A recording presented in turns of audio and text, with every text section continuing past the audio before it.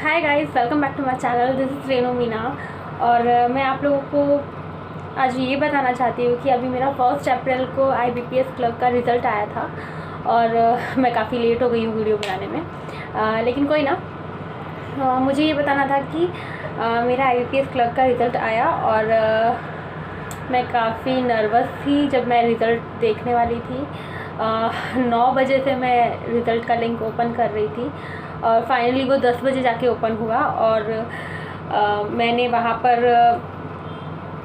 बस ये प्रे कर रही थी कि मैं वहाँ पर सॉरी लिखा हुआ नहीं आना चाहिए, बिकॉज़ मैं सॉरी देख देख के थक गई थी। और मुझे फाइनली वहाँ पर दिखाई दिया that we are glad to inform you वाला मैसेज। और तब मैं बहुत ज़्यादा, मेरे हाथ शिवर कर रहे थे और इतनी खुशी हुई मुझे कि मैं रोने लग गई। और मैंने वो आगे का मेरा जो रिज़ल्ट था वो मैंने देखा भी नहीं। और मुझे वहाँ से ही समझ गया था दैट वी आर ग्लैड, मतलब हो गया मेरा, मैं पास हो गई।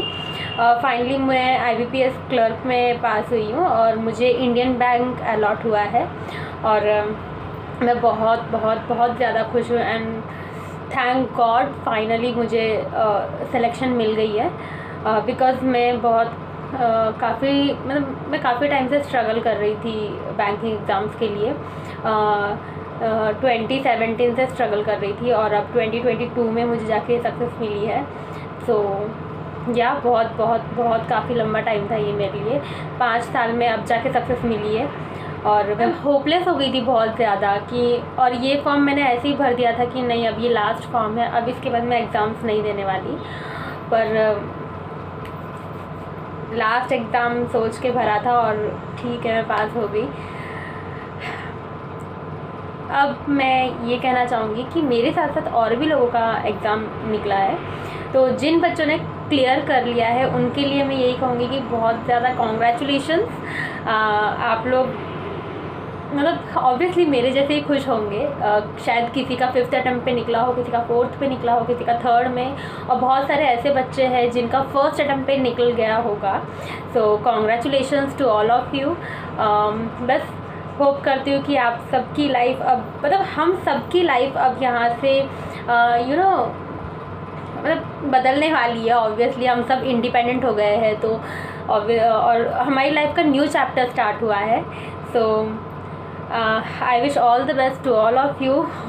मुझे खुद को भी मैं विश करना चाहूँगी कि फ्यूचर में सब अच्छा हो। जल्दी जॉइनिंग लेटर आ जाए और DV वगैरह बाकी है, DV और मेडिकल, तो वो भी जल्दी हो जाए।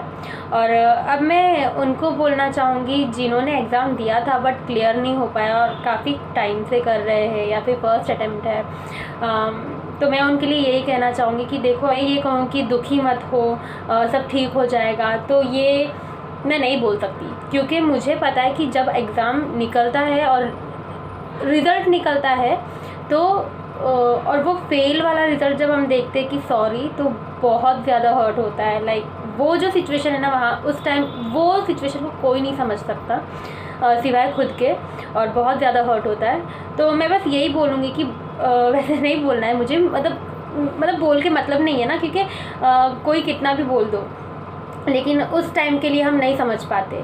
तो फिर भी मैं बोल रही हूँ कि प्लीज़ होपलेस मत हो, क्योंकि मैं भी इसी तरह से होपलेस होती थी जब मेरा रिज़ल्ट नहीं मतलब क्लियर नहीं होता था तो।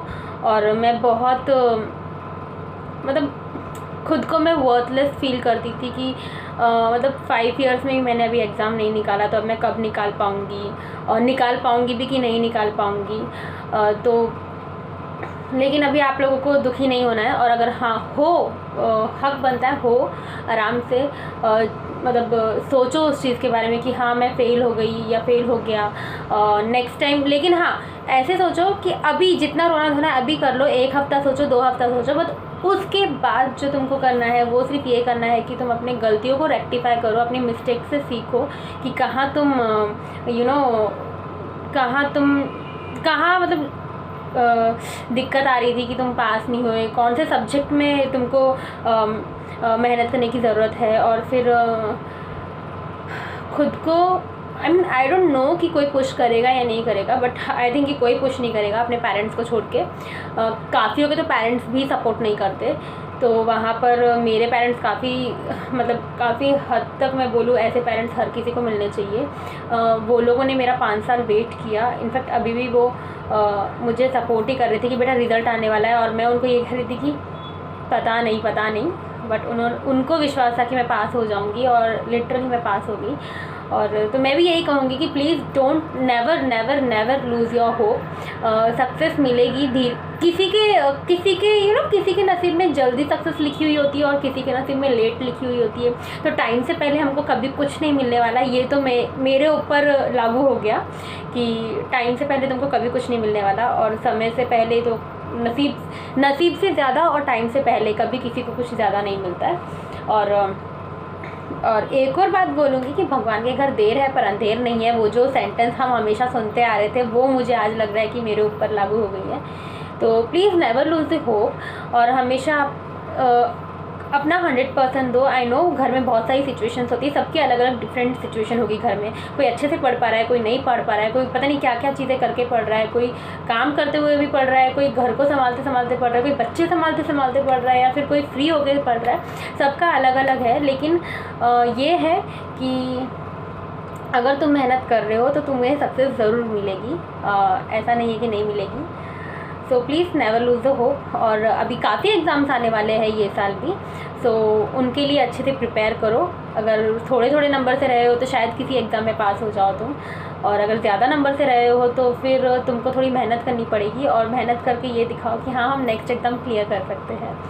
तो इतना ही मुझे बोलना था, बिकॉज़ मैं बहुत ज़्यादा एक्साइटेड थी ये वाला वीडियो बनाने के लिए कि मैं कब अपना सक्सेस शेयर करूँ, मेरा रिज़ल्ट शेयर करूँ, बिकॉज़ मैंने 5 साल वेट किया है। तो ऑब्वियसली और आज मुझे शायद एग्ज़ाम 1 अप्रैल को निकला था, और आज मुझे जाके टाइम मिला है कि मैं वीडियो बनाऊँ, तो इसलिए मैंने बना दी।